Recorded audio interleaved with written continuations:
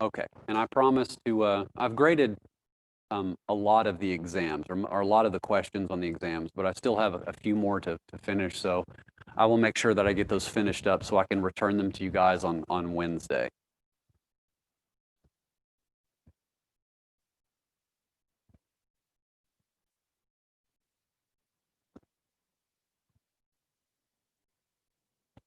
Okay, we are moving now into I guess it's our second to last topic for the semester, called bond prices, or bond prices, and interest rate determination. I like to try to connect all of the various things that we've discussed this semester, kind of one thing at a time. And so, you know, we started the semester off talking about kind of the structure and the organization of the Fed. Then we spent a lot of time discussing how the Fed actually implements monetary policy in practice. Talked about the floor system versus the corridor system, et cetera. We discussed how this affects the money supply process. We talked about the macroeconomic objectives of the Fed as they are kind of encapsulated by this idea of a dual mandate. We discussed how the Fed, or any central bank for that matter, can intervene in foreign exchange markets, and how that also affects the Fed's balance sheet. And then the last couple of weeks before your second midterm, we spent a considerable amount of time discussing this thing called the new Keynesian model, which is a very popular model that monetary economists use in order to think about how different decisions about monetary policy influence the broader economy. That basic new Keynesian model really just featured three variables, right? There was the short-term policy interest rate, like a federal funds rate, if you will. And then the IS equation told us how that policy rate fed into the output gap, right? Overall economic activity. And then we also had a Phillips curve that told us how inflation was impacted by changes in the output gap. I would say, though, that there's something kind of missing from this larger picture of the macro economy. And that is a more kind of detailed discussion about how the Fed's, or a central bank's, setting of its policy interest rate actually kind of feed through to the rest of the economy. All right, the new Keynesian model unfortunately doesn't provide a whole lot of insight about how that actually happens. It just assumes that changes in the Fed's policy rate kind of affect broader economic conditions like output. But if you think about it for a second, what are the interest rates that most impact people's economic decision making? So things like whether or not, Jameson, you're going to buy a car this year, or Levi, whether or not you're going to buy a house, okay?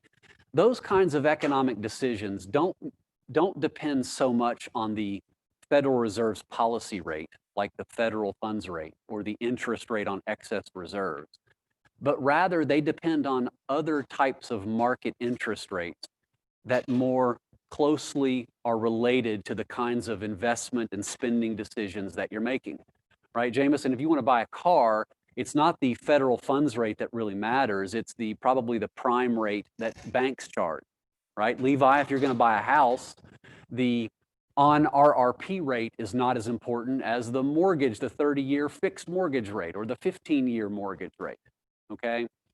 What the new Keynesian model is missing so far is that discussion about how changes in the Fed's policy rate end up also changing all of these other market interest rates in our economy that have a big impact on economic decision making, okay?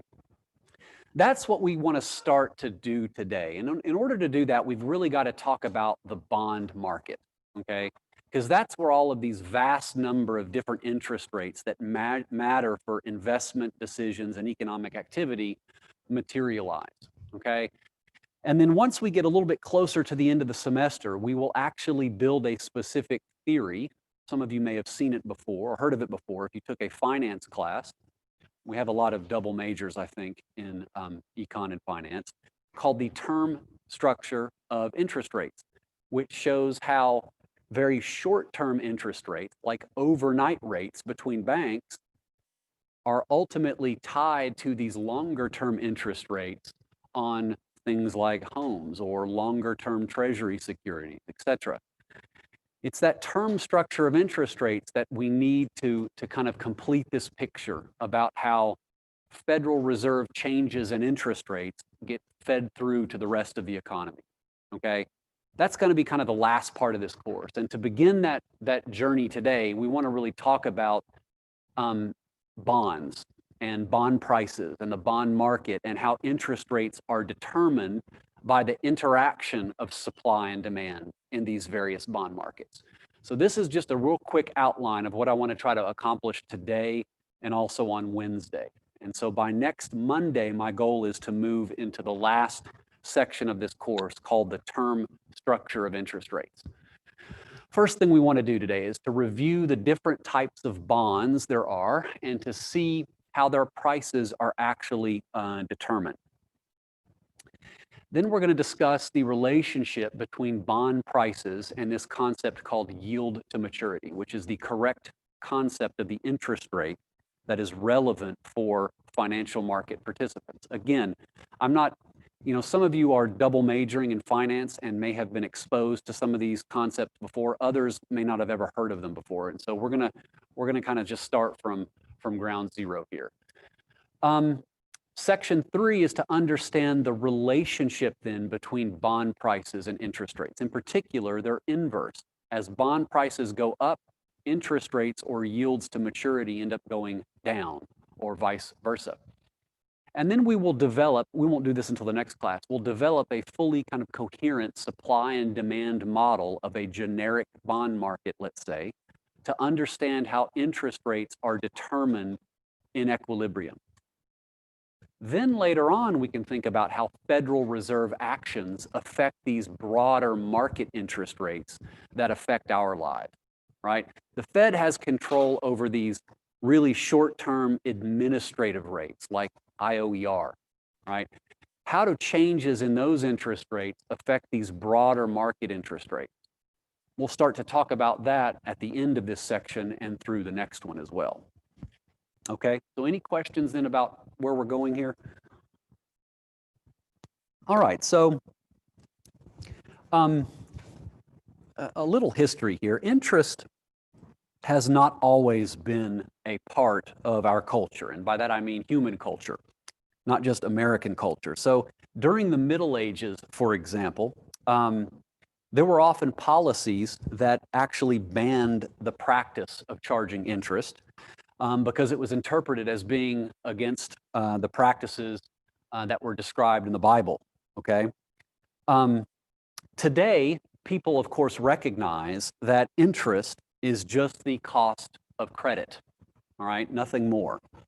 But the key cost concept I want you guys to start thinking about today is, of course, opportunity cost, right?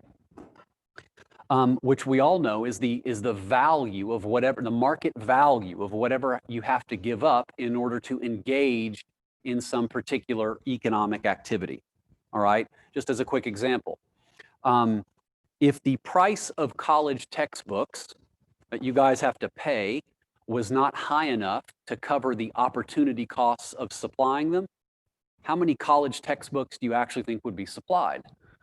Zero, right? Well, in the exact same way, if interest rates weren't high enough to cover the opportunity cost of actually supplying credit to individuals, then there's not going to be any credit that is actually supplied. And so no loans would be made, all right? So at the top of class today, I just want to briefly talk about some of the most relevant opportunity costs of supplying credit to help us understand why lenders actually charge interest in the first place. Why are interest rates positive? Well, the idea here is that the interest rate on any loan should be high enough to cover the opportunity cost of supplying credit, okay? Now, what are the particular opportunity costs of supplying credit? Well, one is that it has to compensate the lender for inflation. How so? Why must the interest rate be high enough to compensate for inflation? Why is that important when making a loan to someone? Well, when a loan is first provided to someone, right, the real value, the purchasing power of those dollars might be very different from the real value of those dollars when the loan is finally paid back, right? In most modern economies, in fact, we have positive inflation. So as over time, as the loan is paid off, the real value of the dollars themselves are going to be declining. So one very basic reason why lenders charge interest is to compensate them for the effects of inflation over time, right? If I lend Jameson $100 and he has a year to pay me back, well, if he pays me back those $100 without any interest, I'm very likely going to only be able to buy fewer real goods and services a year from now than I could today because the prices of those goods and services have gone up.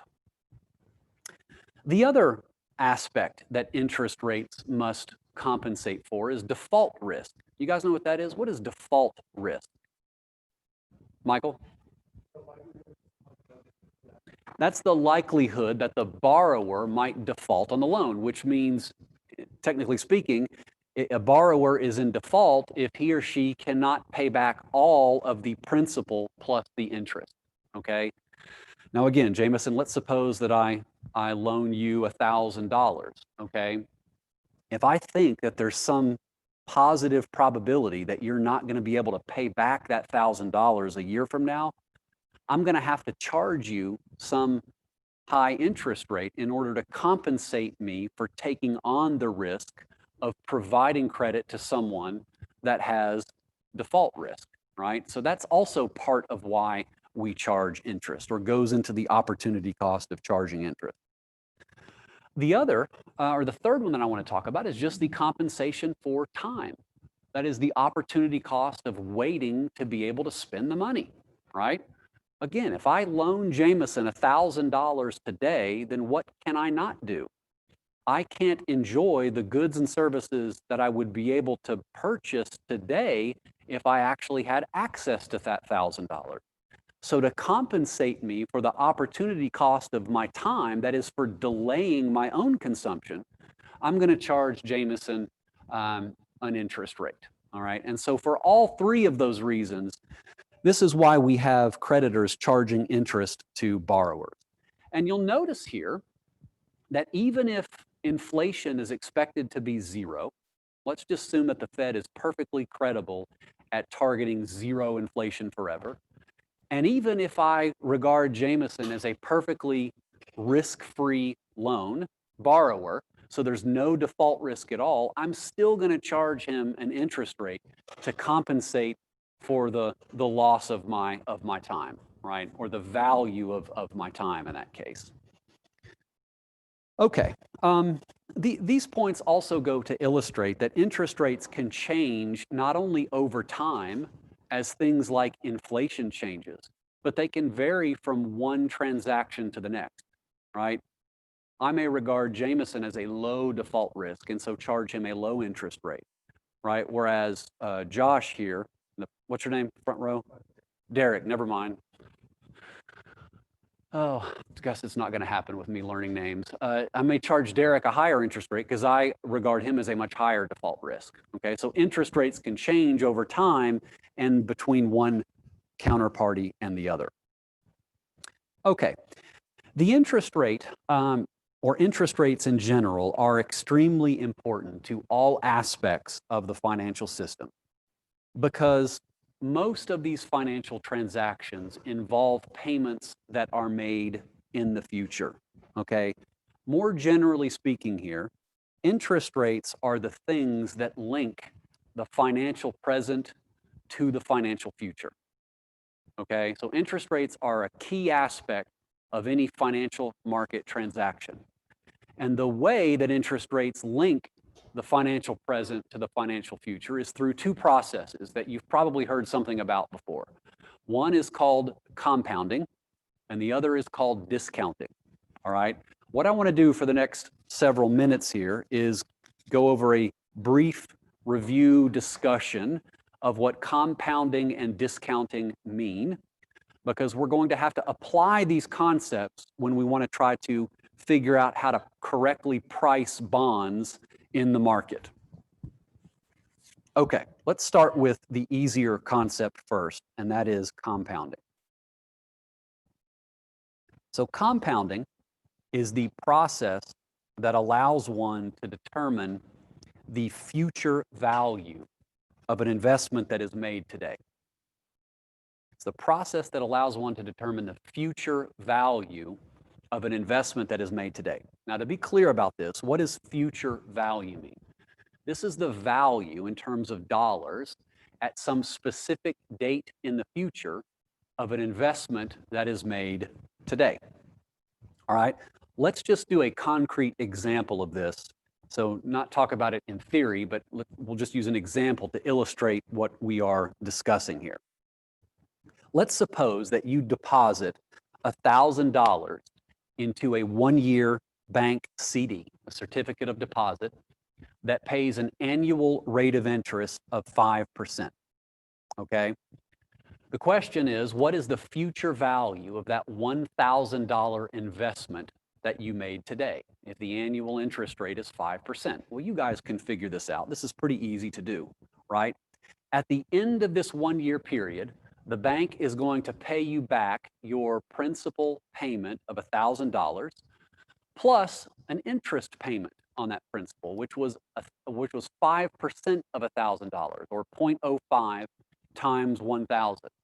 The sum total there is $1,050, which can be found by simply multiplying your $1,000 principal investment times 1 plus the interest rate in this case, 5%, or 0.05.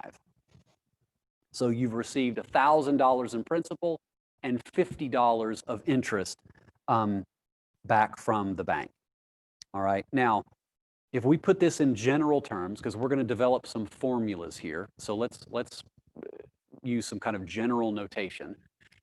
We're going to say that the future value of an investment in 1 year, I'm going to denote FV subscript 1. So the future value of an investment that is made today, exactly 1 year from now, is FV1. If the interest rate on that investment is I, then what the future value is equal to is just the principal payment today. In our example, it's $1,000 times 1 plus the interest rate, okay?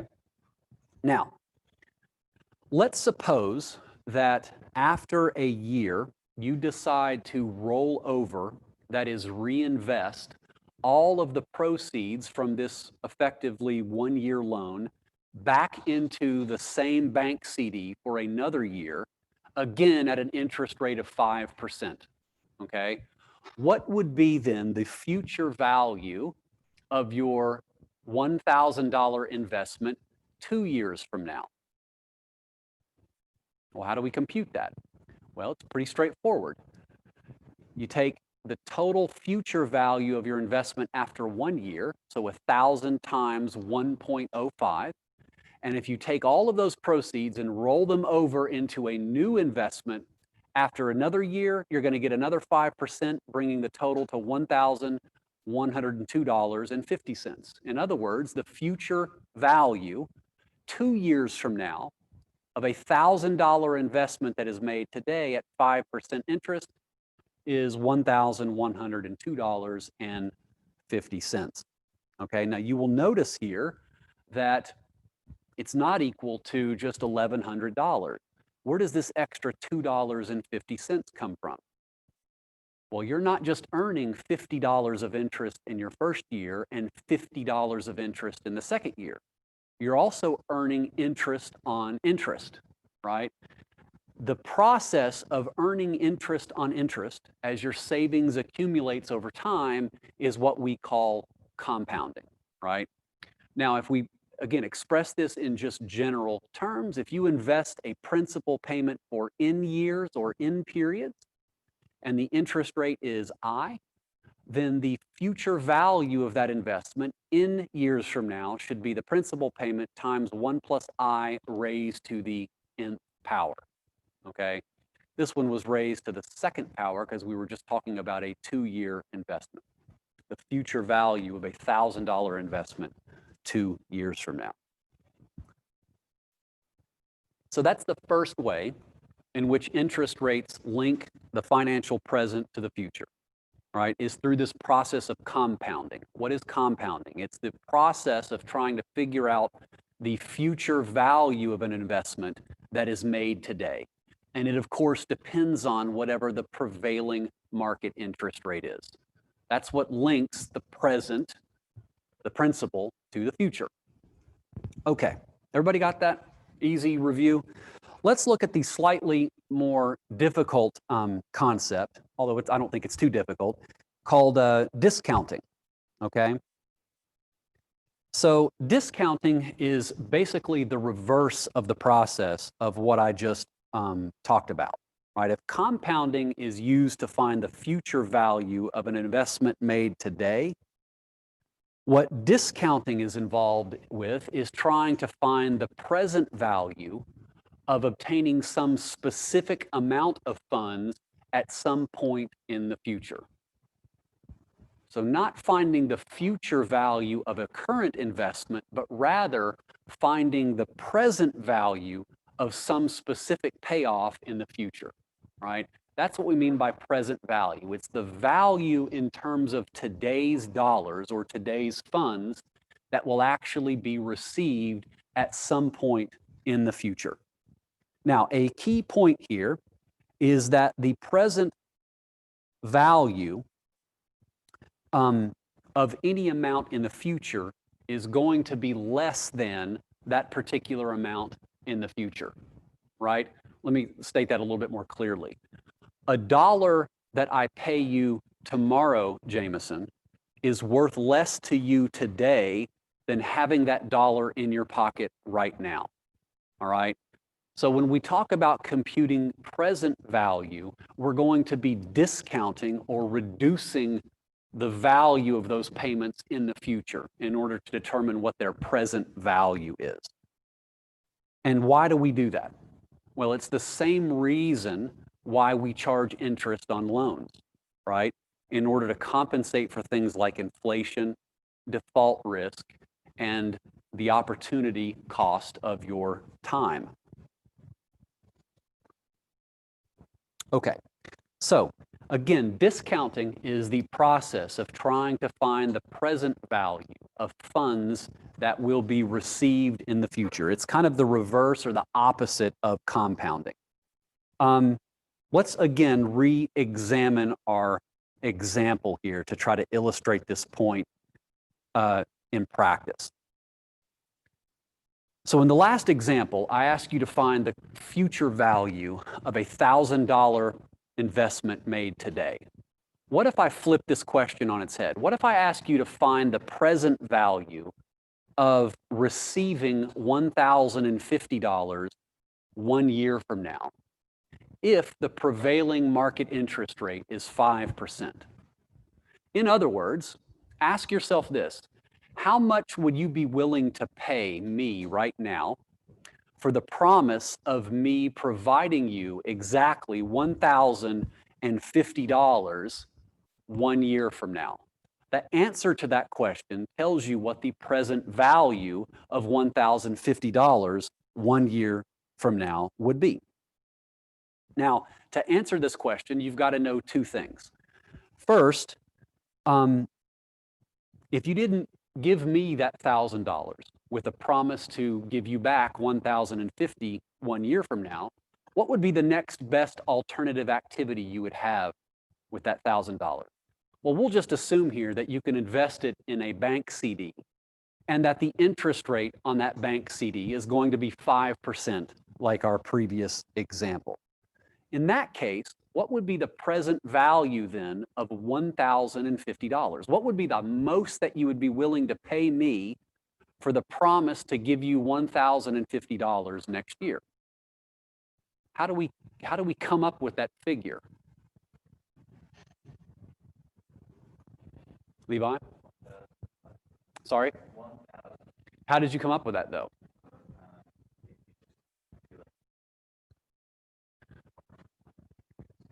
Yeah, so if you instead kept that $1,000 today and invested it in a bank CD at 5%, that would generate $1,050 1 year from now, right? That's I think the most intuitive way to think about the present value.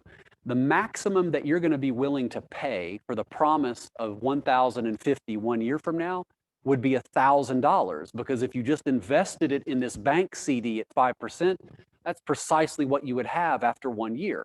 So you would be unwilling to pay even a penny more than $1,000 for some security that pays $1,050 1 year from now.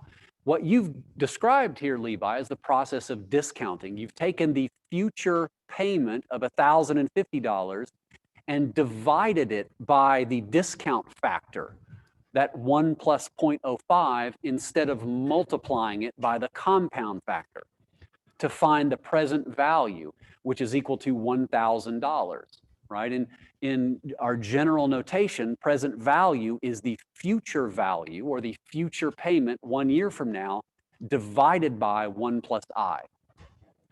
Compounding, of course, was the exact opposite, right?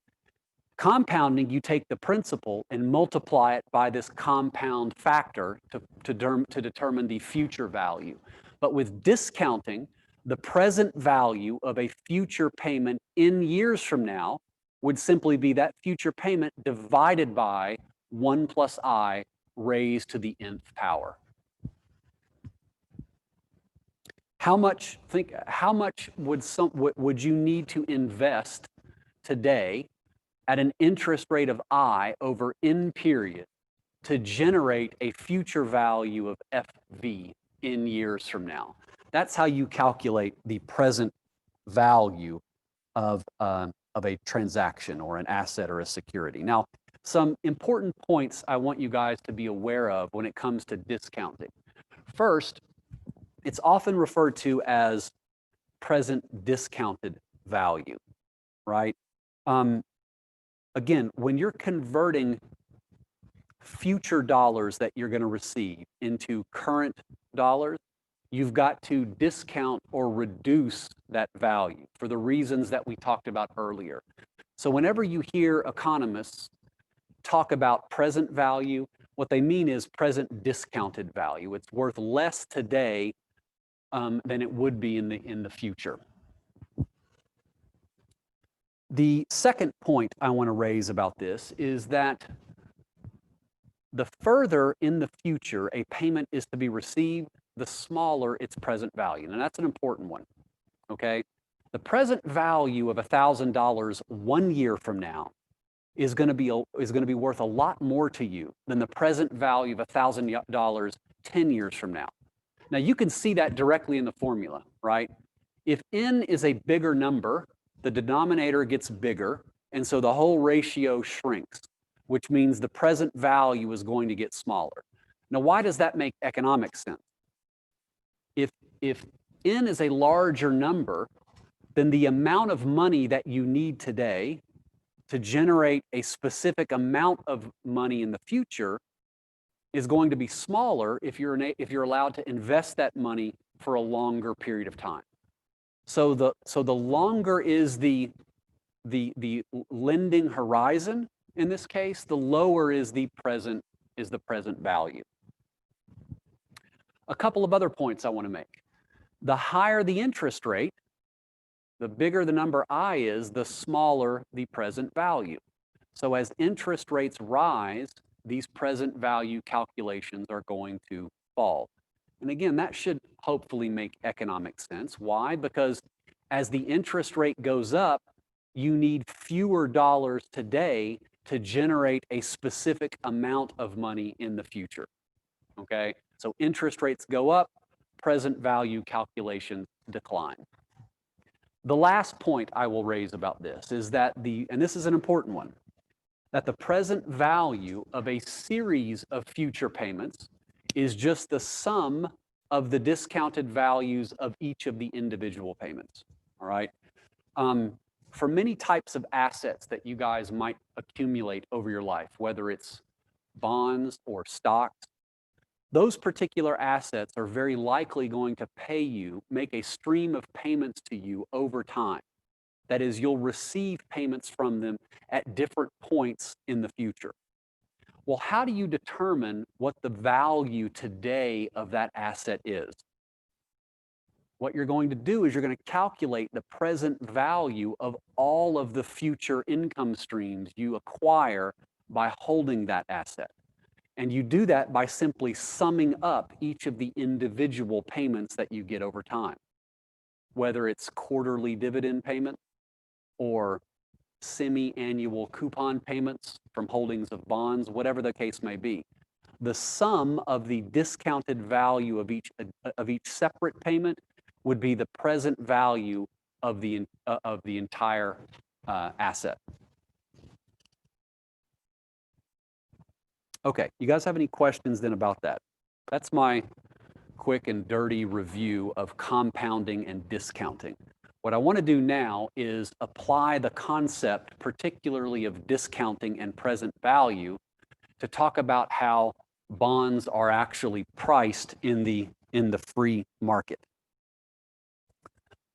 Okay, so bonds, or credit market instruments just more broadly, can differ according to a lot of different individual characteristics. There's literally thousands of different types of bonds that people or investors can purchase.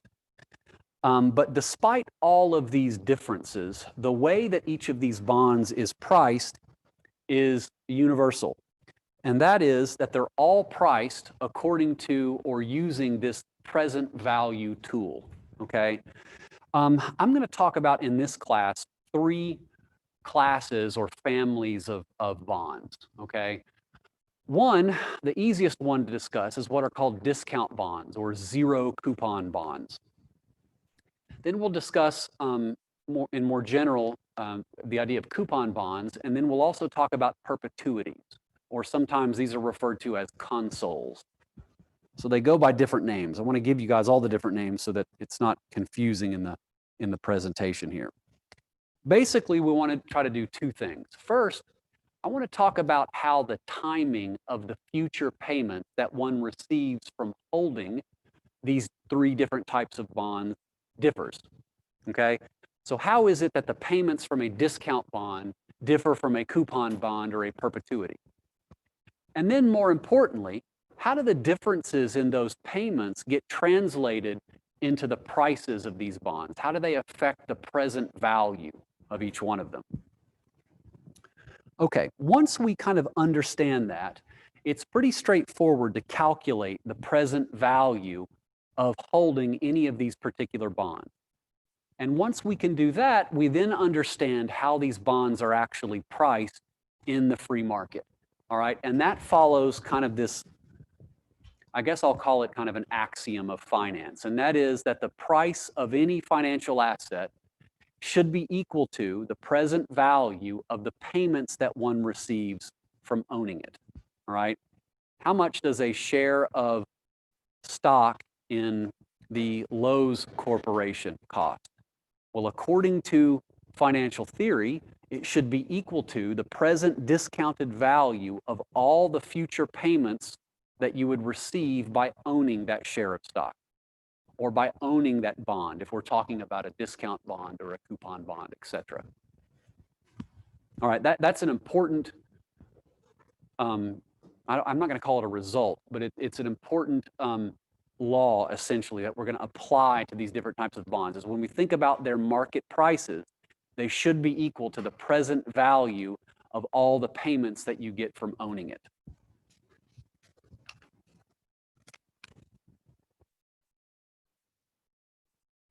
All right, let's start with discount bonds first. These are the easiest to think about.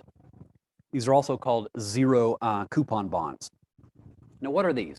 A discount bond is a credit market instrument in which the borrower repays the loan amount in a single payment at maturity, but gets less than the face value, or sometimes it's called par value, initially.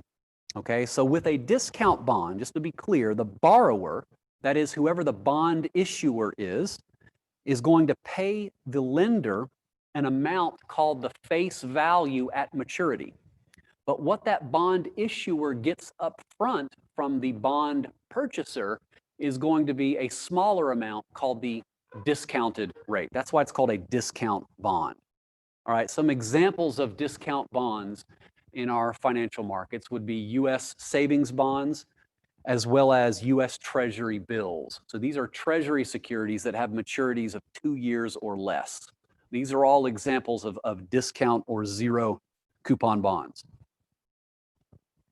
Okay, let's just do an example here. Let's suppose that the US government sells a 1-year discount bond that has a par value of $10,000, and the price it receives for that discount bond is $9,091. I'm going to illustrate this financial transaction as well as the ones for a coupon bond and a perpetuity using a timeline. Now, in this example, it's really easy, but the timeline helps us think about the timing of the series of payments that an investor would get in the future from owning more complicated instruments. Okay, so here at the beginning of the year, the investor pays the U.S. government $9,091 for this particular bond. Okay, that's the discounted rate. That investor is then going to wait 1 year and receive one lump sum payment from the government in the amount of $10,000. That is the par value or the face value, right? This is the discounted initial price of the bond. All right, now, if this is what the financial transaction looks like, then how much interest will the lender receive from this transaction? Well, that's easy to do. It's going to be the difference between the par value and the initial bond price of $9,091, right? So if you were to buy this $10,000 par value bond, at the end of the year, you would receive an interest payment effectively of $909. So what would the interest rate be? Well, it would just be $909 divided by the initial purchase price of the bond, $9,091. So the interest rate would be of roughly 10%, okay? That's how we find the interest rate on a zero coupon bond, is you just take the interest payment, the difference between the par value and the purchase price, and divide it by the purchase price of the bond, okay? Here is the, hold on, I got the general formula in just a second.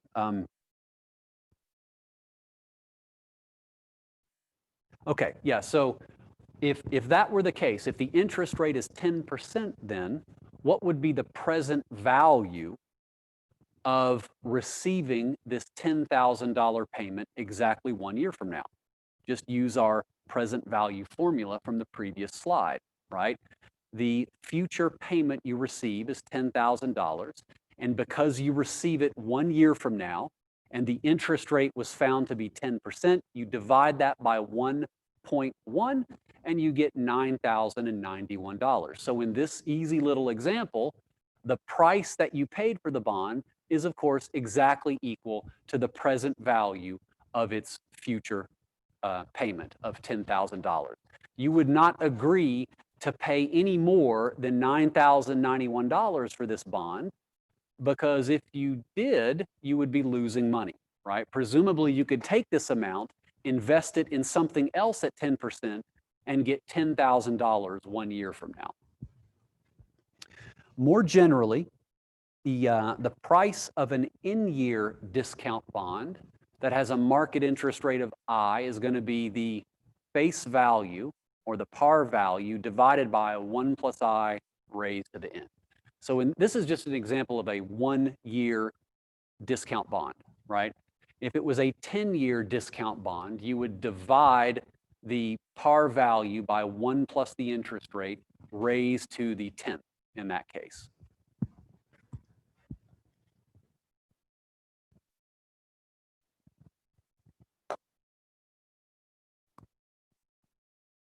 Okay, you guys have any questions in about discount bonds? Straightforward?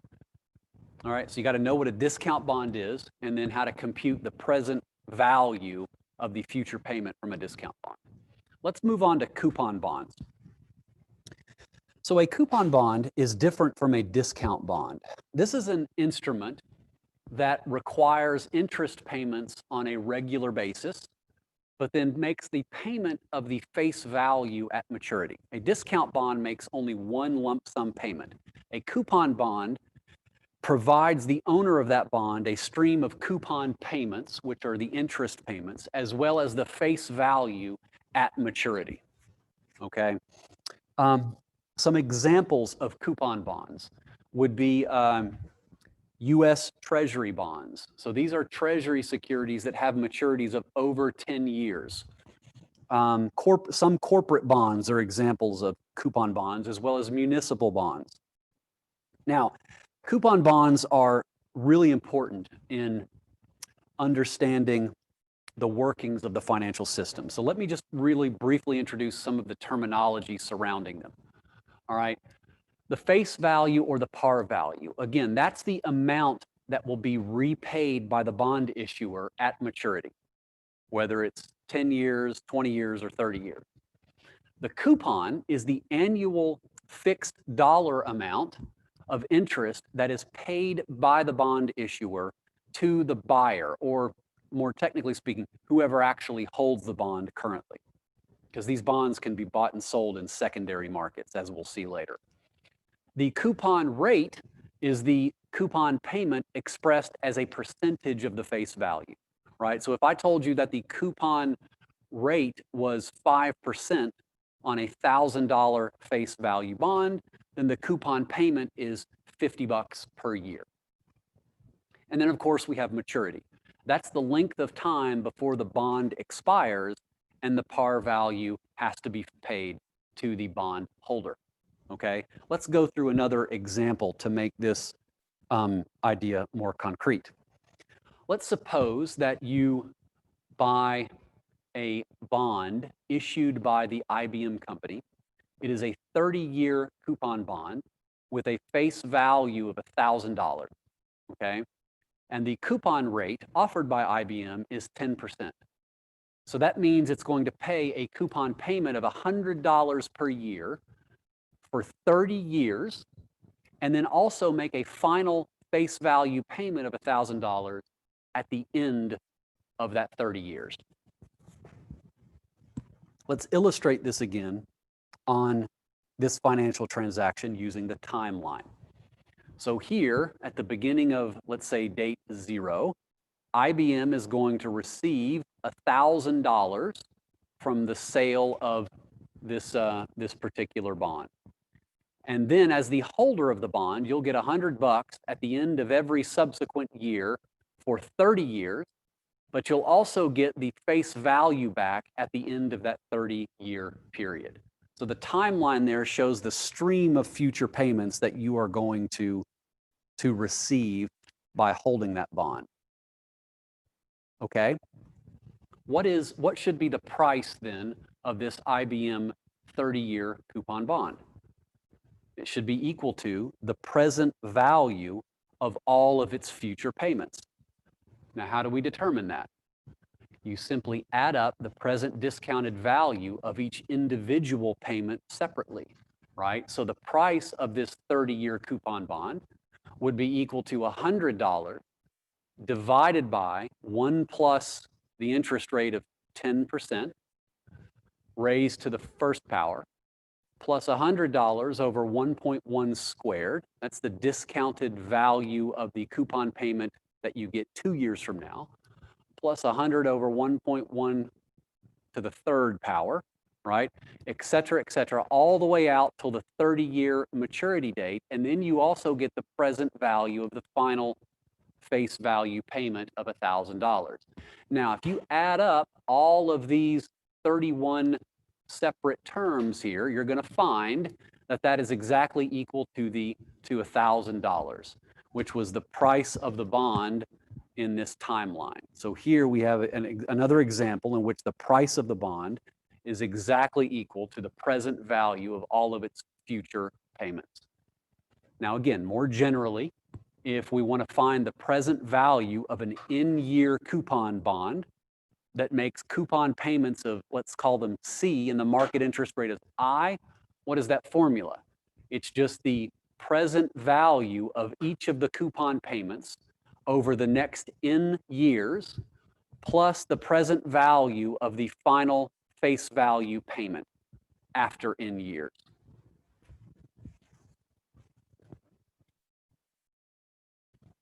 Okay? So the coupon bond is a considerably more complicated financial instrument than the one-year discount bond. But the way we price it is exactly the same. We just add up the present value of all of the future payments that you get from owning it. Now, in some of the practical examples that you guys will do on labs and on exams, it's obviously going to be cumbersome to try to add up a bunch of separate terms to figure out present value. So in some situations, it's more useful to exploit this closed form solution for the present value of a in-period coupon bond. If you're interested in how I found this, there's an appendix attached to the slides, at the end of the slides, that goes through the derivation of this formula. And it's based on the present value of a perpetuity. I'm not going to go through that derivation in class, but let me just tell you what the answer is.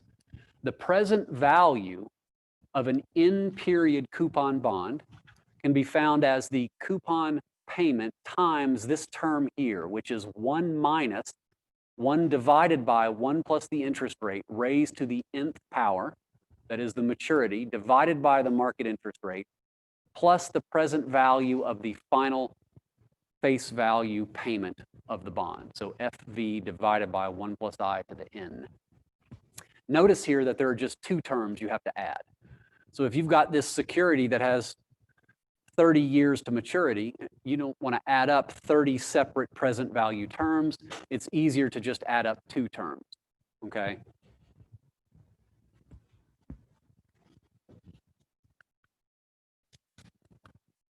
All right, any questions then about that? So again, we want to know what a coupon bond is and how that differs from a discount bond.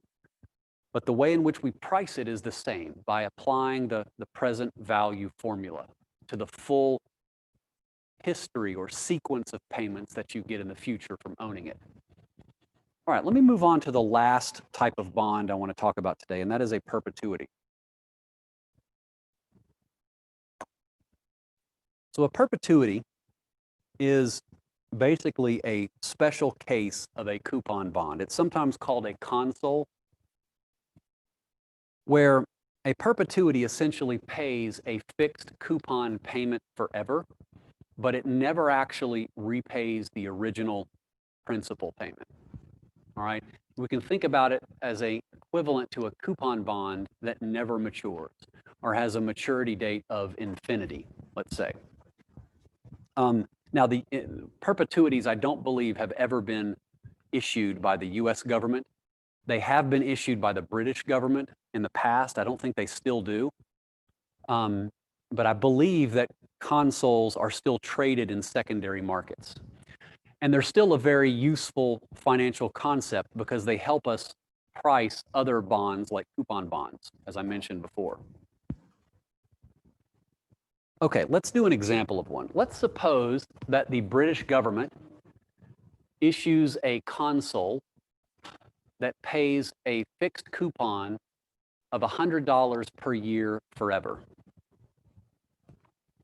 Let's suppose that the interest rate on similar consoles is 5%. What should be the price or the present value then of that perpetuity? Well, how do we calculate it? Conceptually, we use the exact same analytical device. It's the present value of all of its future payments. So it's the present value of $100 to be received after 1 year, so divided by 1.05, plus the present value of $100 to be received 2 years from now, so 1.05 squared, where 5% is the interest rate, plus the present value of $100 3 years from now, plus ... on forever, right? This is an infinite sum.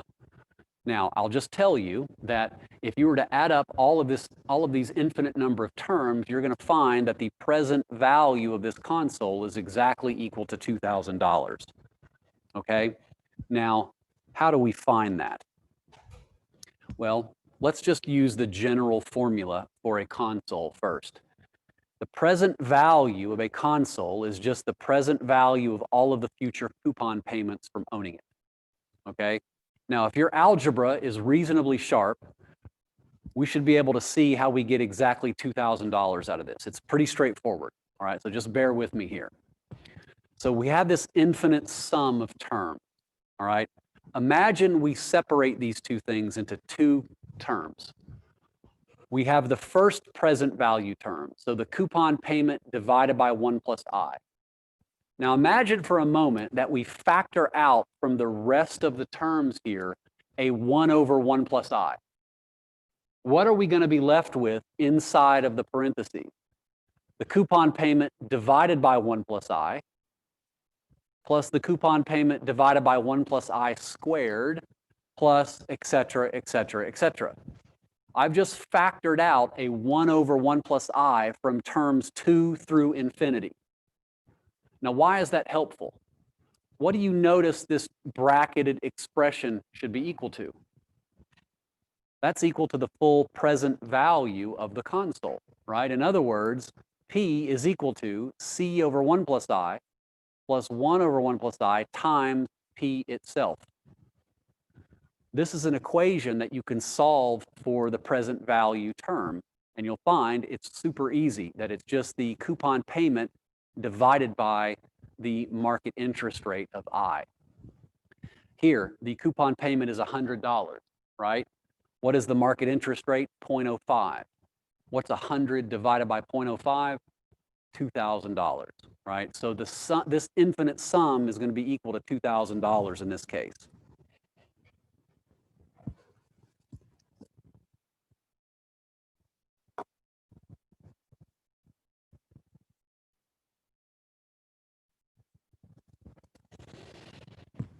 You guys have any questions about that? All right, it's important to me that you understand the right interpretation here.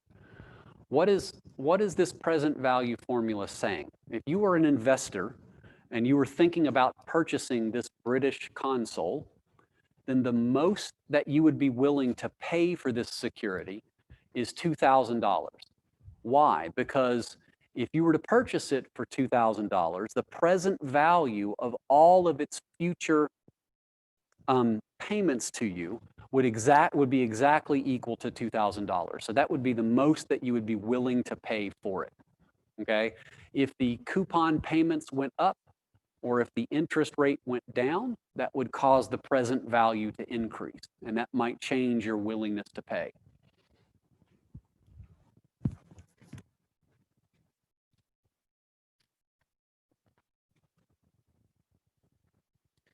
All right.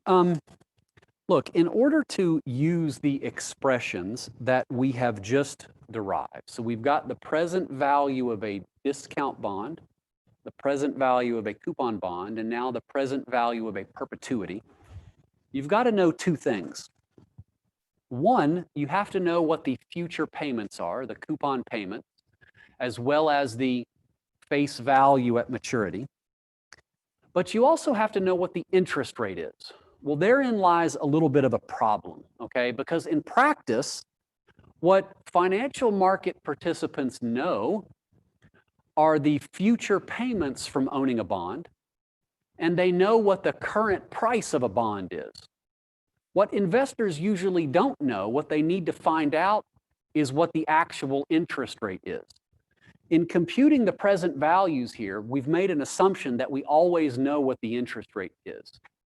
Let me kind of reverse this exercise a little bit and assume that we know what the future payments are, and we also know what the bond is currently priced at.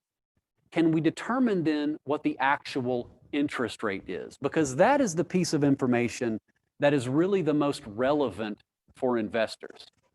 All right, now again, this may seem complicated, so let me illustrate this point with a concrete example. All right, Levi, let's suppose here that you were faced with the following investment option. All right. Bond number one is a 3-year, $1,000 face value coupon bond that's currently priced at $1,050. That's what an investor is willing to sell it to you at right now. And the coupon rate on this bond is 8%. Okay, meaning that your coupon payments are going to be what, $80 a year for 3 years. Your other investment option is a 2-year, $1,000 face value coupon bond that has a coupon rate of 6%. So the coupon payments are only $60 a year, but it's priced much lower at $980 instead of $1,050. You see the differences here.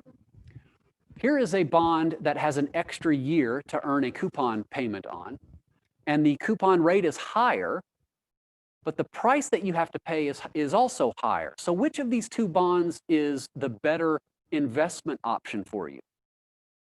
The only way to determine that is to compute the interest rate that is consistent with each of these two bonds. Which one has a higher interest rate, right? That's what we want to do in this exercise. Well, fortunately, we can use the present value concept to understand that, right?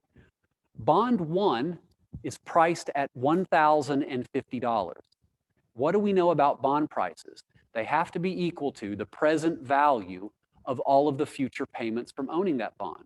So Levi, that's going to be an $80 coupon payment discounted by whatever the interest rate is for years 1, 2, and 3, plus the face value discounted back 3 years.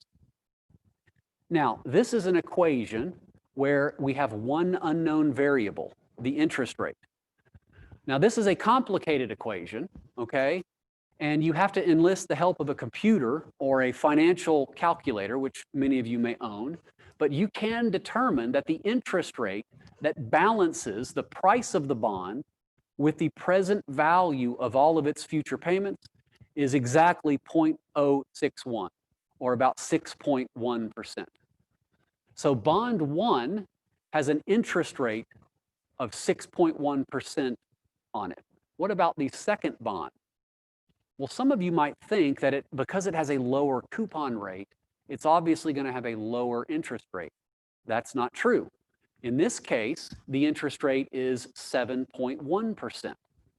And we find that, again, by applying the present value formula. In this case, the present value of all of the future payments from bond two, which would be a $60 coupon, discounted back 1 year, that's the first one, plus a $60 coupon that you receive at the end of the second year, so divided by 1 plus I squared, plus the face value of the bond discounted back 2 years, should be equal to the current price of the bond. Well, what is it that makes the interest rate on the 2-year bond here higher than the interest rate on the 3-year bond? The key difference is that the 2-year bond is considerably cheaper, right? $980, it's being sold at a discount compared to the face value, whereas the first bond is being sold at a premium over its face value. So the price of the bond itself has a big influence on what the actual interest rate is, right? So in this case, Levi, bond two is a better option because it generates a higher return for you. This interest rate, so here's a very important concept that you will be tested on. This interest rate that balances the bond price with the present value of these future payments from owning the bond is what's called yield to maturity. That is the relevant interest rate concept that is used between financial market participants. That's the interest rate that matters for economic decision making. It's the interest rate that balances the price of a security and the present value of the future payments from owning that security. All right, does everybody kind of see the difference in what we just did compared to a few minutes ago?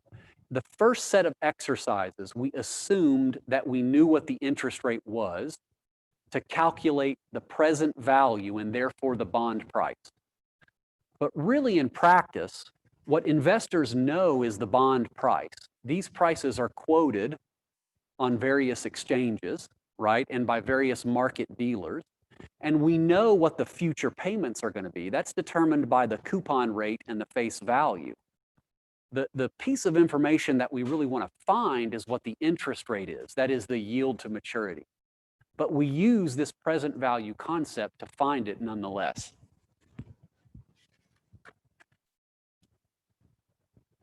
Okay, let me, in the time that I have remaining, let's use this idea to figure out the yields to maturities on these three different types of bonds that we've discussed. So in our previous examples, we used the present value concept to figure out the bond prices. Let's now use it to sort out what the yield to maturities are, okay? So for a discount bond, let's just say hypothetically that it will pay $10,000 at the end of 1 year, but it costs $9,200 today. So this is a 1-year discount bond costing $9,200 today with a face value of $10,000. So what the present value formula tells us then is that the price of the bond today should equal the present value of the future $10,000 payment. We can then turn this equation on its head to solve for the actual yield to maturity. It's just 10,000 minus 9,200 divided by 9,200, or about 8.7%, okay? In general, the yield to maturity on a 1-year discount bond would just be the difference between the face value and the bond price divided by the bond price. So again, we're using the present value concept to just solve for the yield to maturity in this example. Let me skip coupon bonds for a moment. I'll have you guys do that in one of these solved problem exercises here. Let me skip to perpetuities, all right? What if we have a $1,000 console that pays the bearer of that console a $75 coupon payment every year in perpetuity? What would be the yield to maturity on that console?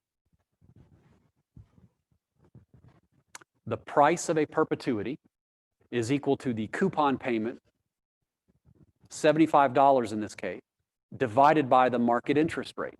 That's the thing we're trying to find. The price of that perpetuity, the problem is telling us, is exactly equal to $1,000. We can simply turn that present value formula on its head to solve for the interest rate, and it's equal to 7.5%. So the yield to maturity for a perpetuity is just the coupon payment C divided by the price of the perpetuity P.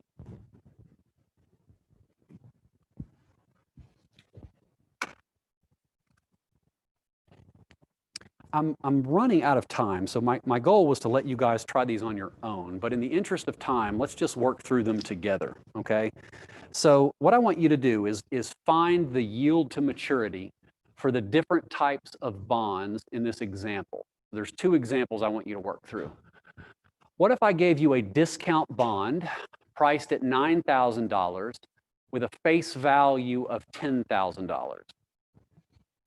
And then for part B, I want you guys to find the yield to maturity, or at least be able to write an equation that would be consistent with the yield to maturity on a corporate bond, face value $1,000, price of $975, a coupon rate of 10%, and a maturity of 5 years. All right, so who wants to take a shot at part A? What is the yield to maturity on a discount bond priced at $9,000 with a face value of $10,000 that matures in 1 year? What would the yield to maturity on that bond be? Back row, go ahead. Yes, the price of the bond today, $9,000, has to be equal to the present value of its future payment. That is $10,000 divided by 1 plus I. If you solve this equation for the yield to maturity, It's equal to 10,000 minus 9,000 over 9,000, which was about 11.11%, something like that. So that one is easy enough to solve with pencil and paper, right? What about B, a corporate bond, par value 1,000,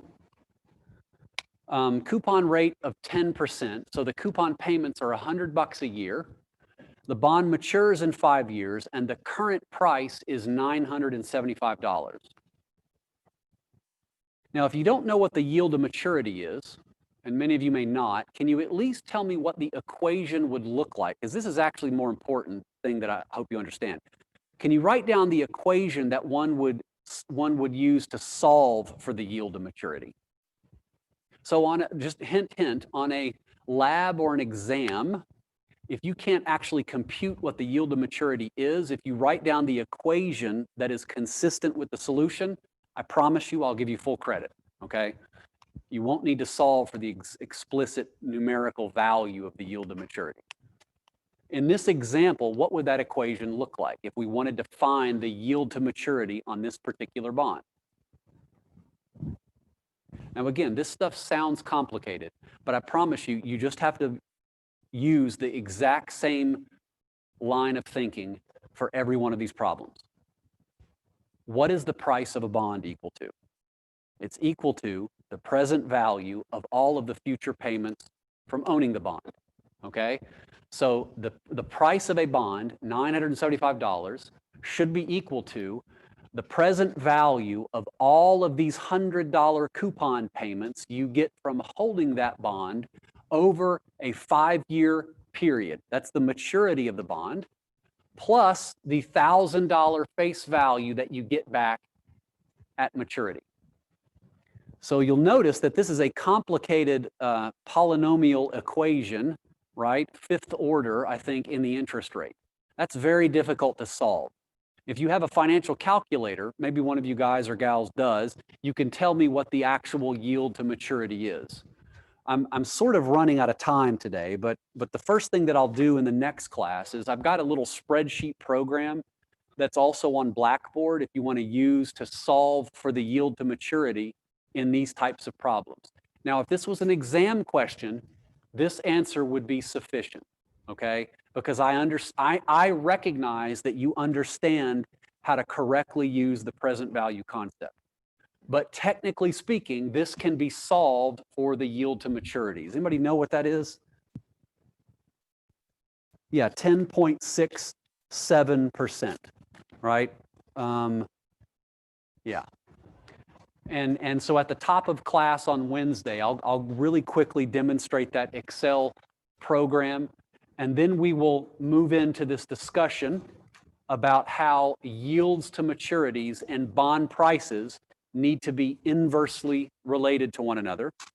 And we'll conclude this section with the development of an actual supply and demand model of the bond market, okay? See you guys on Wednesday, and I will do my best to have your tests back to you by Wednesday.